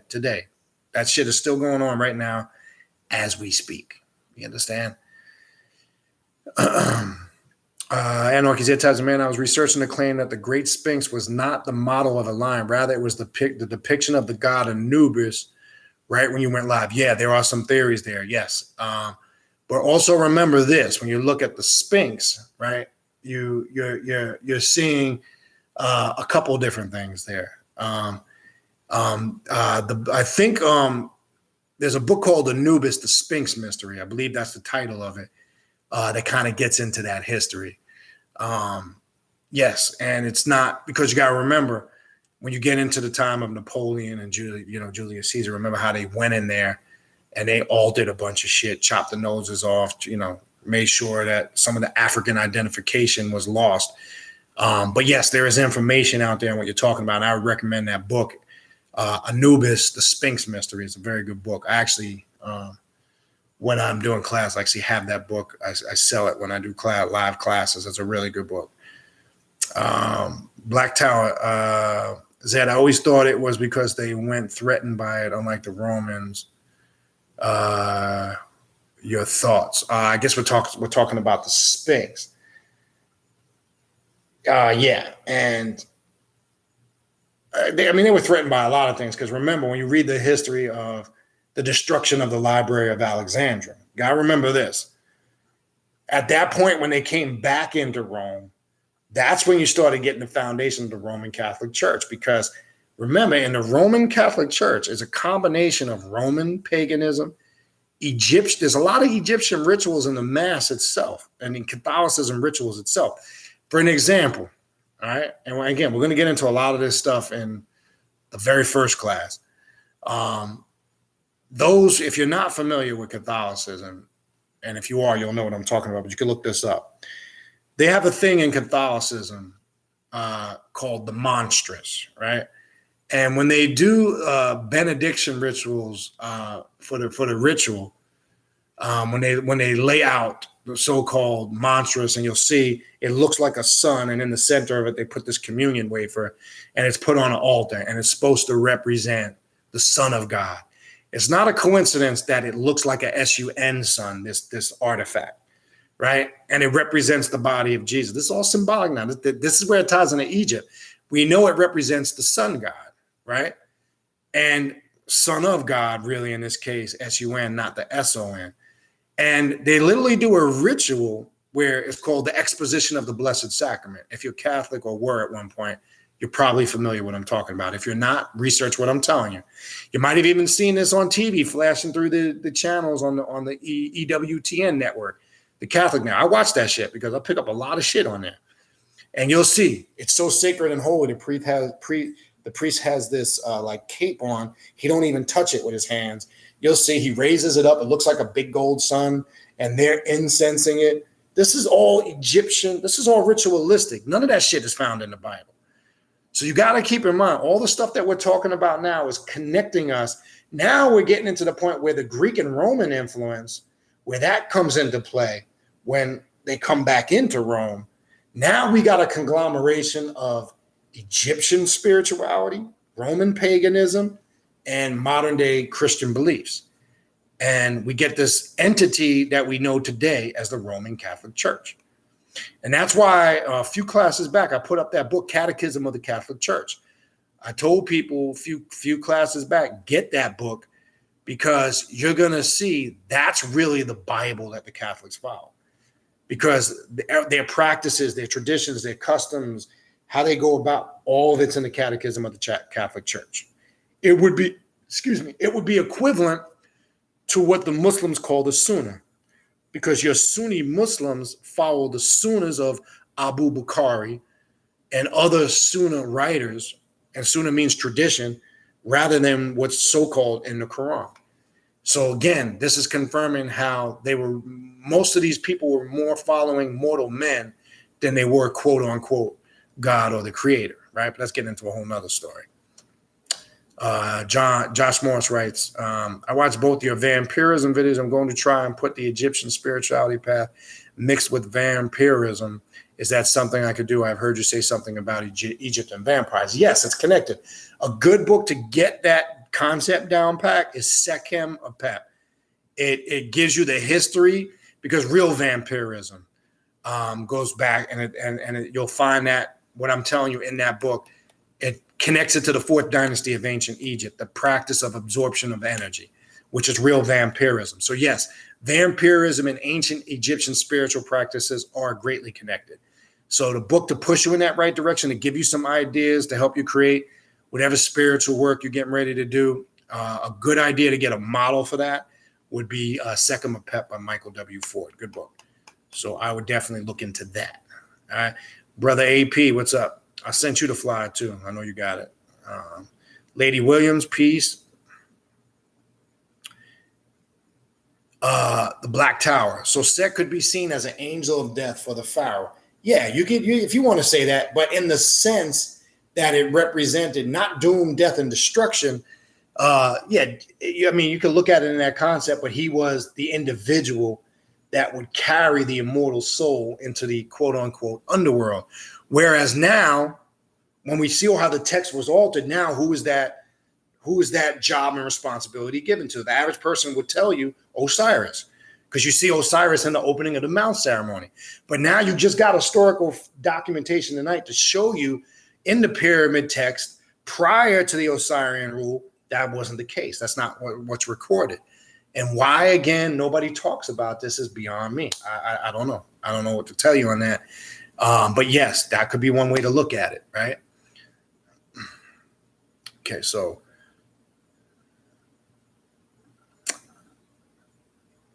Anarchy Z types in, it's just really an idea to me. I don't know. I'm not from there. And this guy live streaming this it's probably forgot more than I know about Egypt. But there are so many similarities in Egyptian stories in the Bible. I think it would be easy to evolve. Yes, there is tons. The whole the Jesus story, the Cain and Abel story, etc. I mean, we could be here all night just talking about that. It's definitely the Israelite story, as we went over earlier. And again, we're going to go over this in depth in the class, because it's good to know, because once you understand that, it's a little easier dealing with a spooked out Christian, because now you know that, all right, I see why they're looking at it like that. And I don't get frustrated talking to them. I kind of try to show them a little sympathy, in a sense that they're lost. They're very confused. So yes, the very foundation of Christianity, Islam, and Judaism most definitely has its roots and origins in ancient Egypt. There's another book, but it's hard to get. It's actually, if you go on Amazon, and it's somebody selling that shit for like $600-700, because it's at a copy. It's called the Egyptian Roots of Christianity by Muhammad Gudala. He has a Tahuti society. A lot of the stuff that I'm talking about, let me see if I can find this book. I'm going to use this in the class. It's a very hard book to get because it's out of print, and you got people selling it for a ridiculous amount of money. But let me show you the book. A lot of the stuff that I'm talking about, because I've studied this book in depth, and it's like in my head. I know the book front to back. Let me just find it so you can see what it looks like. I'm going to pull it out real quick. But again, if you Google this, it's crazy what they're selling it for on the internet, because it's out of print. Just give me a minute here. I'm looking through about 200-300 books right now. Hold on one second. I'm going to find it just so you can see what it looks like. It's here. Here it is right here. We will be using a lot of material from this too. This is a lot of the stuff I'm talking about is coming from this book right here. The Ancient Egyptian Roots of Christianity by Mustafa Gudala. Right? He is a Egyptian Arab. He has a Tahuti Research Foundation. He is an Egyptian archaeologist. He's born and raised in ancient Egypt. And a lot of his books, he's got a series of books that he's put out. Again, if you Google this book, I guarantee if somebody do it while I'm online, go on to Amazon and type this book in and see how much somebody's selling this shit for. Your eyes will come out of your head. A lot of this stuff I'm talking about is coming from this book. It makes that connection, and it shows you pretty much how Christianity basically stole everything from ancient Egypt, literally. Everything from baptism to circumcision. I mean, we didn't even scratch the surface. From the Israelite story to Torah. I mean, we could be here all night just talking about that, and we're going to get into that, and later down the road. All right, Black Tower types in, I absolutely agree, especially seeing how the Bible seems to be retelling older lore, just calling it their own. Most definitely. The Black Tower, I love that rebellious current. That's your set nature. See that? Anytime you exercise to disagree with something, you're tapping into your set nature. We could call it being a rebel or rebellious, but it's that godlike quality that resides deep within the subconscious, right? And we always hear people use the term, to be successful at something, you need to have a certain mind set. That's not a coincidence that that terminology is linked in, mind of set. So anytime you're in opposition to something, you're not exercising your passive horror side of your nature. You're tapping in. When you say the rebellious current, that's because that's that power, right? Because remember, one of Set's attributes, he's known, one of his titles is strength, right? And that's where you get your true inner strength, is from Set. All right. Josh Moritz, you're right. I'll focus on the Egyptian side of the path first. That's a good place to start, but start wherever you see fit. Anarchy Zed types in, that's exactly why I'm here, that rebellious current. I was given the choice of spiritualism, not indoctrinated, although my family is Catholic and Christians. Well, I'm sure there's a lot of people in the same boat, but that's good that you made that choice for yourself. I found modern demonology when I was 15 years old. Okay, so you've been, on your own path to self-mastery. Ancient Egyptian philosophy is the only other philosophy that has got me to open up and lean another in the past 16 years since my spiritual journey began.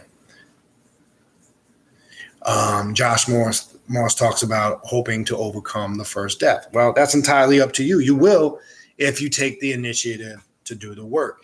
And that first death and what it represents can't be downplayed, because some people never come from behind it. When we talk about people that are stuck in religion, faith, and belief, they have become victims to the first death. But remember, you can always resurrect yourself, right? There can always be a resurrection from that mental death if one makes the conscious decision to not still abide in it. But some people embrace the first death. Some people want to be mental slaves. They enjoy being indoctrinated. They like being told what to do, when, where, and how, and why. And they don't like to think for themselves. It's just more convenient to follow something or somebody because it makes life easier for them. Those are the victims to the first death. So if you can avoid that, you'll have a good start. And then it comes into, you doing the work and disciplining yourself. Black Tower, kind of reaffirmed what I said. Yes, and that's a good point. Anarchy Zed types in, being willing to die for your spiritualism probably has a lot to do with the concept of overcoming death in general. It does. And that's a big thing to grasp in your mind that kind of gets you past, things or insecurities or things that are holding you down. That's a good way to look at it, most definitely. Lady Williams typed in, earlier, likens to some of the things we were talking about. Reminds me of Saturn return, discipline, order, and change. Lessons learned or repeated. Yes, those a lot of those stories and concepts we were talking about earlier definitely bring that to mind. All right, I'm trying to get through the rest of these and kind of wrap it up. So Josh Moore, 2 weeks. All right, so that's good. 2 weeks on the path. Okay, Black Tie, anytime we should always be supportive of seekers as being supportive. We are pillars and the temple must be strongly supported, most definitely. Try to support people that are on this path the best way you can.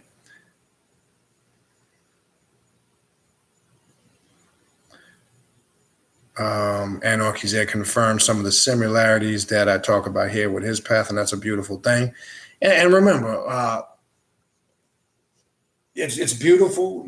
Everybody, you create your own path, and you don't have to agree or disagree with everything I say. But if you can get something out of what we talk about here and apply it to your everyday spirituality, mission accomplished.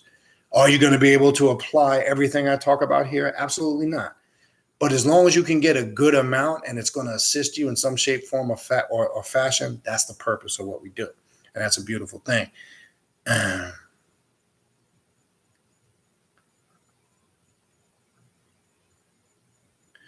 And there's a good point too, Anarchy said type saying like death celebrated by the ancients. I feel like what I learned from you and what I've been learning in books, they didn't look at death like we do now. And that's true. And that's true because death is not, it's not some, and again, I'm not saying it's like speed up your physical death, but part of the path of preparing yourself as a Black adept is understanding the mysteries of death and what that really represents. It's not all gloom and doom as presented. And that's one of the main reasons why people run to religion is fear of death, fear of not understanding it. And they think it's a safe haven to protect them from the fear of it. And it really isn't. It's not. It actually creates a more fear in the sense of more ignorance. Okay. And this is a good point by the Black Tower. I use this knowledge to further my own understanding that it may improve my own works. And that's exactly what I was just saying a minute ago. That's what we should do with any information we study, be it books, teachers, guides, elders, friends, whatever it may be. If we're able to, and that's in essence, that's kind of a form of vampirism, being able to absorb consciousness and energy. We're supposed to be able to look to each other for those things. And that's the difference. Not being dictated to or controlled, but kind of, everybody has something to offer to bring to the table. All right. Okay, so from that, I know I have learned death was not death, but birth is as a god. As they never said things like my father died, but when my father became a god. And that's a great way to look at it. And I kind of look at that recently with my father passing away this past January. The Black Tower, Apophis, Typhoon, Set. Yeah, that whole aspect of working with Set connected to and Typhonian magic. I'd be I don't say be careful in the sense to be afraid. It's a very powerful current energy. A lot of the rituals associated with a good book that some might or might not be aware of is The Seven Faces of Darkness by Don Webb. It's a great book on Set Typhonian magic. There's a lot of rituals one can do in there. There's initiations to Set you can do exclusively for Set Typhonian magic, how to set up a Set Typhonian altar, etc. A very good book. But I would just caution the practitioner, be prepared to work with it. It's a very intense energy. It definitely leaves an impact on the mind. So that's something I would suggest somebody, reads thoroughly, prepares, and as long as they have prepared themselves and are comfortable, then I would say proceed forward. It's a very powerful current, very powerful energy to work with. All right.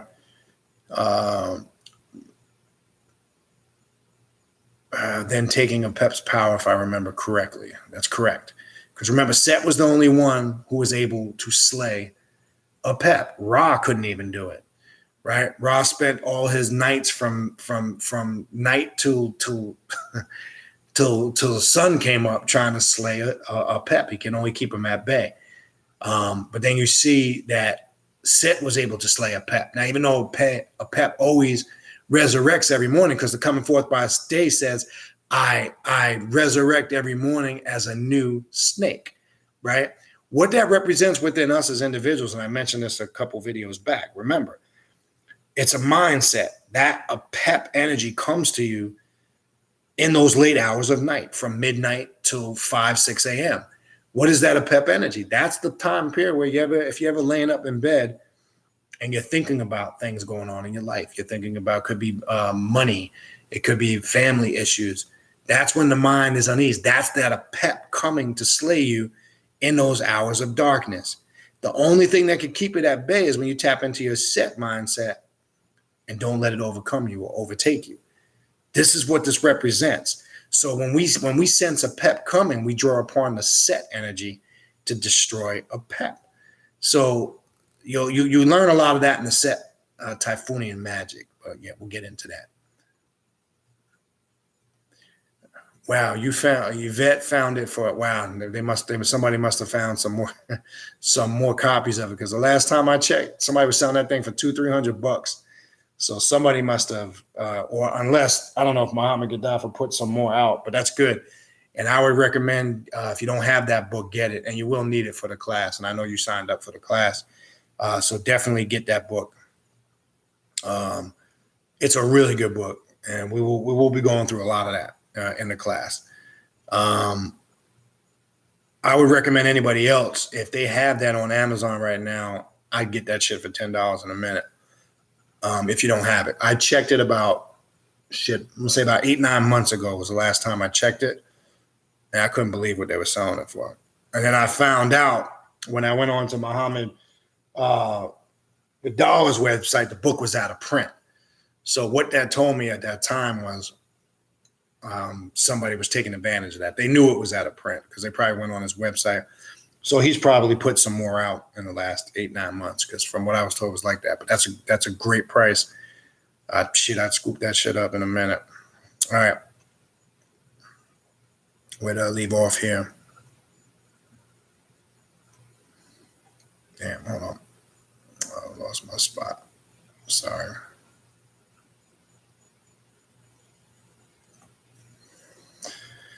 Hold on one second. Okay, Gene, I will get you that list. Lady Williams, I know you signed up for the class. I will get you that list. You'll definitely get it before the first class begins next month. But again, it's going to be ancient. I'll send you the list. I have 3 of the books right here we're going to be using. And also, I'll put in that list, you're going to need the Oxford Annotated Bible, the 3rd edition, and the Yusuf Ali translation of the Quran. We'll be using that for reference, especially the commentary. All right, but I'll get that to you. I won't forget. All right, Josh Morris. But so you know, till I get my footing and right mindset, I'm going to look for advice and support on this path. Well, that's what we're all here for. Not just me. There's a lot of people, Josh, in this room too, that definitely can assist in that. Some have been on this path, for a while. You see Anarchy Zed's been on, left-hand path practice. There's some other brothers named Brother Duma, who is Dan S. So there's people here that can also assist you too. The Black Tower puts in, I use the symbol of the bull to strengthen my own connection with Set, which in turn strengthens potency. That's correct. The bull of Ambos, the constellation of the thigh. In an invocation we just did, I actually have that in a black mass I wrote for Set. We did the black mass of Set. I don't know if Brother Jack is still here. I'm not sure if Sister Sonia is in here. We did the black mass of Set this past Saturday. It's an actual black mass that I wrote. It's something we try to perform consistently. It's kind of like a central ritual we do. And in that black mass, I took from the papyrus the little invocation of invoking Set as the bull of Ambos, the god of the constellation of the thigh. And it does bring that virality, that power. So yeah, I could definitely relate to that. Okay. Peace, Jagasu. Colossus over there, everything. Peace. Dan S., you never get none of this in AOC. Yeah, that's because when we were in that bullshit, Brother Dorm, certain shit was held from us for a particular reason. And you could probably remember during them times, what was that shit called? The Black Light, the Brotherhood of Set. They didn't know shit. This is kind of sidebar between me and Brother Duma, but yes, you're correct. And a lot of these aforementioned books, you'll see there's more in here, like all that stuff that we learned. That shit has always been out there. But when you got individuals that are trying to control information and keep it from others, that's how they maintain power. We know that shit going through what we went through. Chi says, hi, everyone. Hope everything is doing well. XOXO just dropping in real quick to say hello. Peace to you, Chi. Dan S., the aspect of Set. That's true. Yeah. You can relate. Matthew Watson, what are the best rituals to tap into Set energy, and what's a good book dealing with rituals dealing with Set? This book right here. Set the Outsider. I definitely would get this book, and I would also get the 7 Faces of Darkness. Is another good book. that deals with Set Typhonian magic, that aspect of Set. And I would also get the Necrominion book that I always put up there. There's a bunch of spells and rituals. This book right here has excellent invocations and spells of Set, not just Set, but many other Egyptian deities. So any of those books, you can come up and create a lot. You can create a lot of different stuff from that. All right. Yes, Yvette. Right now, moving forward, we will be doing one ritual every month. So whenever you're able to, attend, you'll be able to catch one for sure.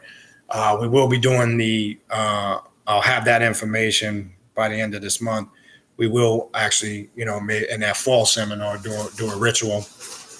Once I get all that squared away, we'll have that 2-day gathering and be able to do it then. I should have that information soon. But there's always one. We always try to do one as a group. We always try to do one a month as a group. That's something we regularly do here. All right. Anarchy Z types in, we see differences in modern and successive restorations. The coffin text not only speak of the lake of the jackal Anubis, it says his name is dog-faced. His size is huge. Yes, verses 1165 to 1185. Yeah, and then again, another concept I mentioned before to show with Anubis and death is where Christians get the concept also of wearing black to funerals. There's nowhere in their Bible, but yet they take the black jackal dog of the dead. And really what a Christian is doing, whether they're conscious of it or not, they're acknowledging the power of Anubis when they go to a funeral and wear black. But yes, that's the coffin text. It uncovers a lot. Even we read some of the excerpts in there dealing with dispelling some of the myths on Set. And this is what I'm saying. This is what people need to take their time and do and go back and do the research, because unfortunately, a lot of people that are giving you the modern interpretations of it are getting it from somebody else and not taking the time to do their research. But yeah, also in reference to that Sphinx, if you don't have that book, Anubis, the Sphinx Mystery, it kind of touches on a lot what you're talking about. I recommend that book. I don't know at what point you came in the I'm not going to rehash all of that, because that was with the whole, you must have came in Colossus over everything. You must have came in kind of late. We went over that whole concept of good and bad. The Set Horus story, it was neither. And the fact of the matter is that story gets perpetrated as good versus evil when it really represents that inner battle that goes on between you. Set represents that power, that godlike quality that resides within each individual, where contrary to belief, Horus represents that conformist lower side of your nature. And we talked about how Set got demonized and labeled the bad guy when the Osirian era came in. We went through the pyramid text, the coffin text. We went back to the 4th dynasty. Prior to Osirian rule, Set was upheld as one of the highest deities in ancient Egypt. He was the deity that guided the souls in the underworld. And all that came from the pyramid text. I'm just giving you the quick version. So what I would recommend is when this video is done in post, I'd go back and start it from the beginning, and it'll give you more in depth on that question. Was it good or bad? That's kind of what this whole video was about. And we dealt with that heavily with references and resources. So it's not really a matter of good or bad. On this path, we don't look at anything as good or bad. We look at it as just varying degrees of energy, vibration, frequency-wise, and it's how you work with that energy.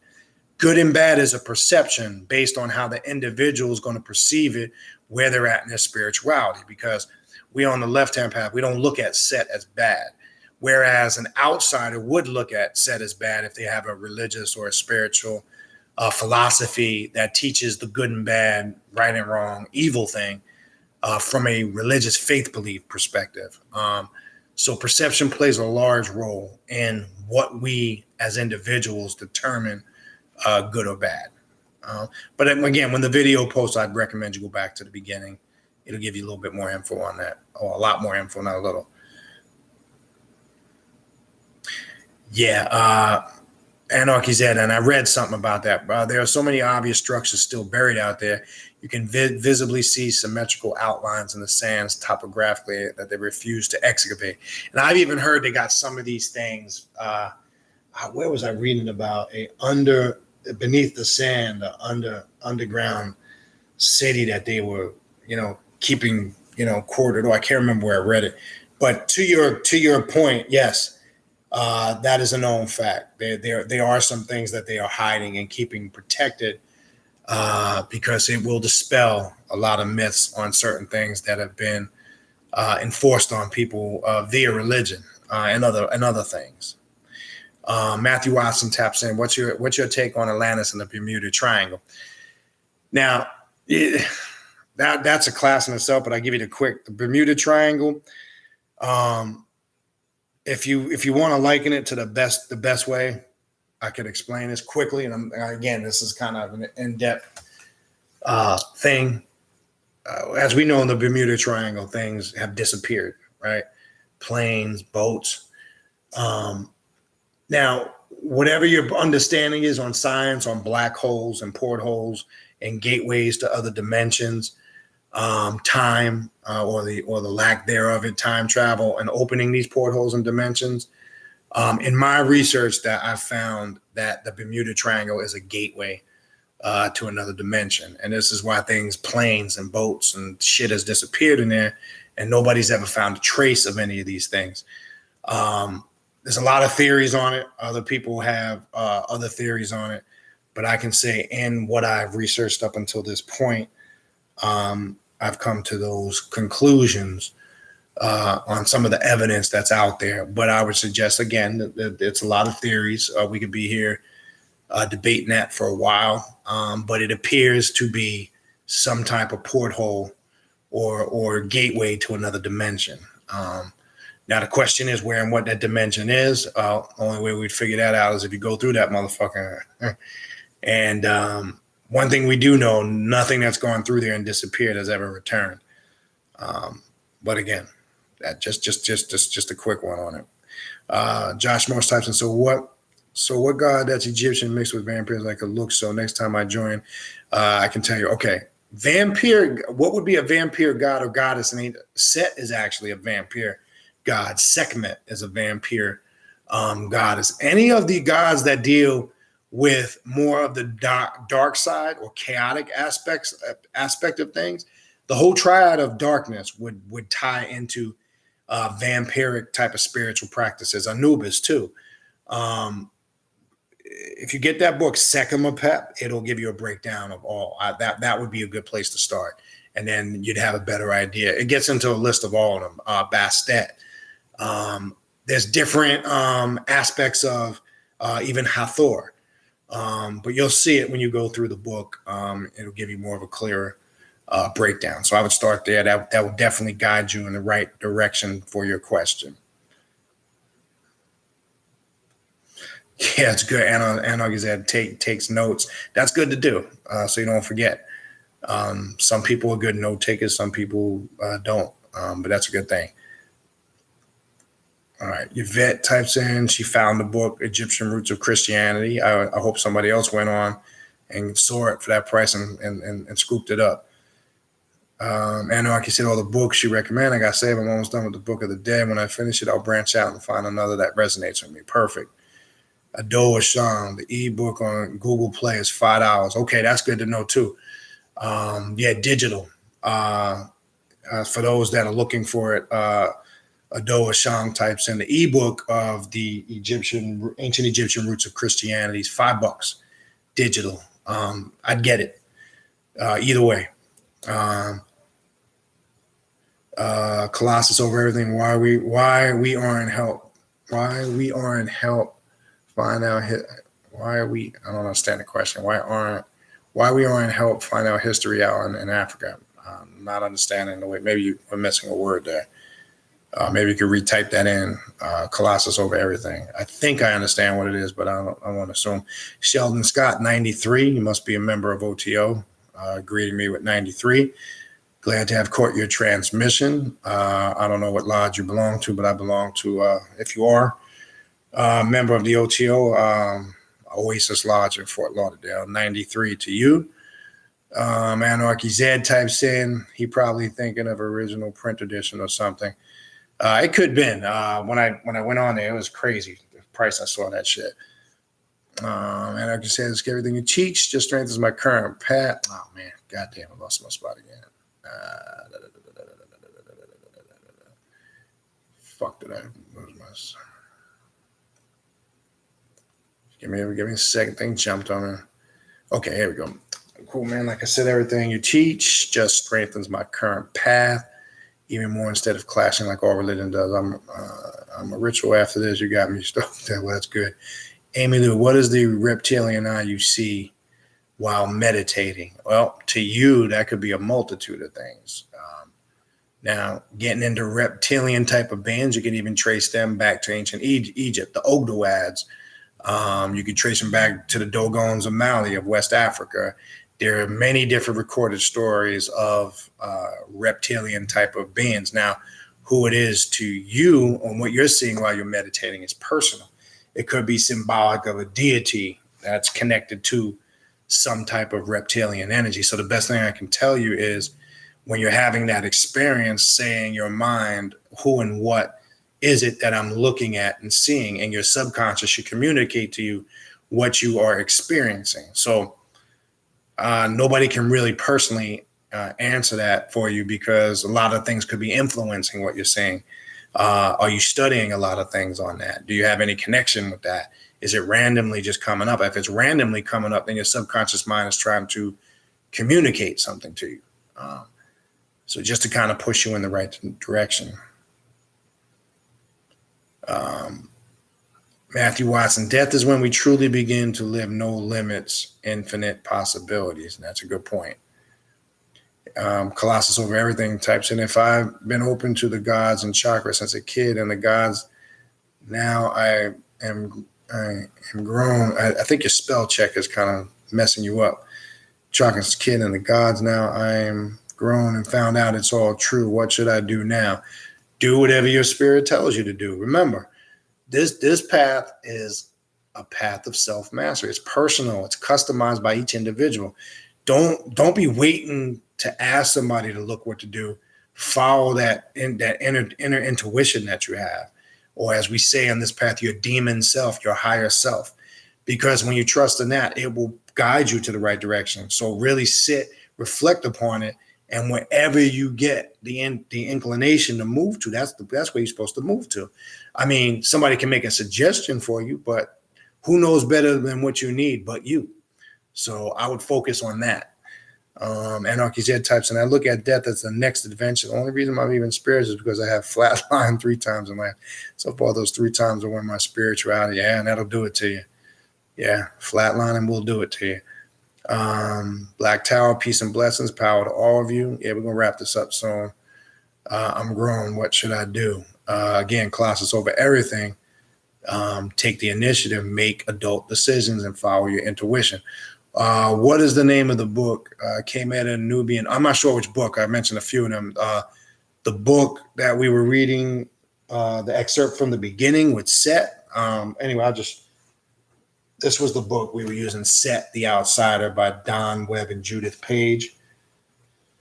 You might have been talking about the other book that people were Googling online. A lot of the stuff I was talking about with religion being stole from ancient Egypt comes from this book here, The Ancient Egyptian Roots of Christianity, a very good book.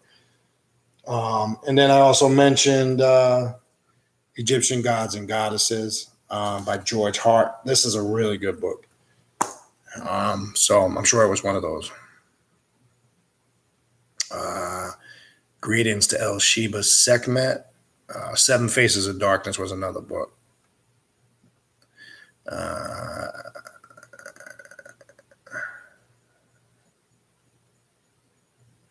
Okay. Amy Lou types in, what does it mean when you know this stuff, but you don't know how you know it? That's just simply explained as in a lot of these systems, some people are just naturally linked in where they don't really have to, dig as hard. Sometimes it's just naturally encoded in the DNA. That's it. If you have that natural connection, then that's a good thing. Again, that's a gift that you need to kind of roll with and go with it. So that would just be, being naturally linked in. All right. Matthew Watson says, thank you. No problem. I just know the path. Anarchy's N-type saying, all right, we almost done. I'm going to just take these last couple and wrap this up. I just know the path that I work on, and in general, there are topics in the 7 Faces of Shadows that I'm already familiar with. Okay. Peace to Baphomet Marga. That ancient city, at least 3 stories underground, is right. That's the one I was reading about, is the Great Pyramids. They won't allow public access. Yeah. And we only know what we know from text over time. Yeah. And that's one that they guard heavily. They don't let nobody over there.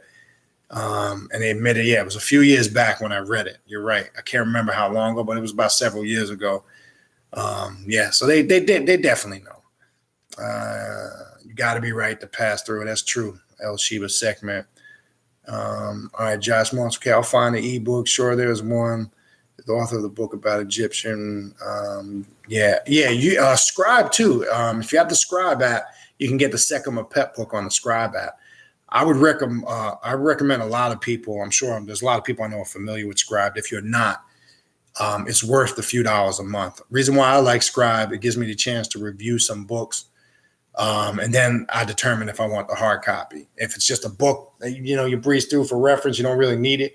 It's just good to have the digital, but that's how I determine what hard copies I get moving forward. But get that Scribe app if you don't have that Scribe app. It's a great app. It's worth a few bucks a month. The Necrominion book too. Necrominon. It's the works of Charles Pace. He got permission. Michael W. Ford got permission to reproduce those works. That's, even though he put the book out, he is not the author of those works. That's an excellent book too. All right. I agree, Anarchy said. You just hit it on the head. Gonna go get a little grub and rituals. All right. That's it. I think that's the end of the chat. I did my best for the most part to cover all your questions, comments, concerns. Real quick. Again, those people waiting for the list, I will get you the books that you need for the people that signed up for the class. Don't worry, I haven't forgot. You'll get them in time for the class. I'll try to get that out to you tomorrow. I showed a lot of them you're going to need tonight. If you're still going to sign up for the class, again, you still got about a month. Again, I have told some of y'all, most people have already paid in full, but you can break it down into payments. I'm willing to work with you. Some people have done that. There's still time. You can sign up for that. You know where to contact me too for consultations. I leave the email in the description box. And that's at khnum19@gmail.com. Sheldon Scott 93. And that's pretty much it. That's all we got for this evening. I appreciate everybody tuning in, and we will talk soon. Peace. Enjoy the rest of your evening.